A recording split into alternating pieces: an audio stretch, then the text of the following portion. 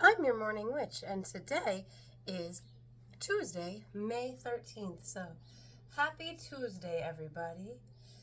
Beware the Ides of May. Actually, I'm just kidding. Don't beware the Ides of May.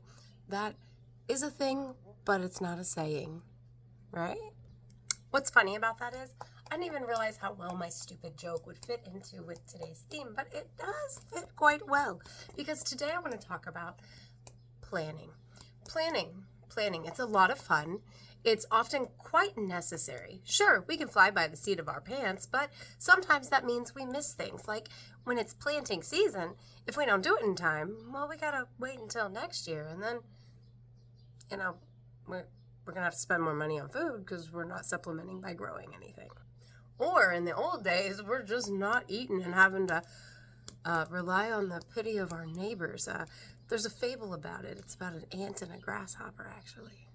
And I live a seasonal life, and with a seasonal life, planning is very important because, aforementioned planting season, you have to know when planting season is and be prepared for it.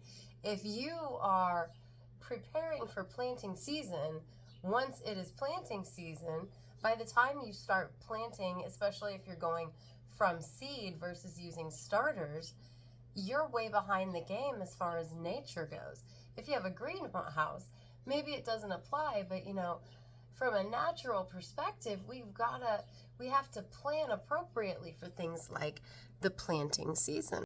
And I mean, so parents have to plan for, school and Christmas breaks if they work, and lots of planning is involved in lots of different aspects of life.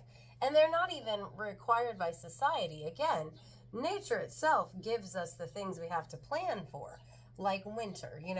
If I am getting firewood in November or December, well, I'm way the fuck behind the ball because firewood, once you cut greenwood, it's got to dry out to be good firewood. And you've got to plan appropriately to give it the right amount of time for seasoning your wood. And seasoning wood has to happen just like seasoning cast iron has to happen. It's just not the same kind of seasoning, you know what I mean? And planning can be fun. I'm planning a ball right now. That's a lot of fun. Mostly because at the end of the planning, I know I have a ball to attend. But also, the putting it together, that's a lot of fun. Choosing the music. There's a lot of fun that goes into planning. There's a lot of importance that goes into planning too. And not only for a seasonal lifestyle, but for a magical lifestyle. And maybe you're like, yeah, but planning's really hard. It's hard to live a seasonal lifestyle and it's hard to plan. But something I realized as my brain was getting all the info together to get this message out here for spirit, and it was like, well, by planning, the act of planning, the more you plan, the more ahead you plan, the better you get at planning, the easier it becomes. And not just easier, but the easier it becomes to just not have to plan anymore from a natural lifestyle, seasonal lifestyle, or even magical lifestyle perspective. Once you get down where maybe you work with the full moon and the new moon like I do and like Maddie does. So once you get through it, you kind of start to know when the full moon's coming, when the new moon's coming. By the way, this is the end of the full moon.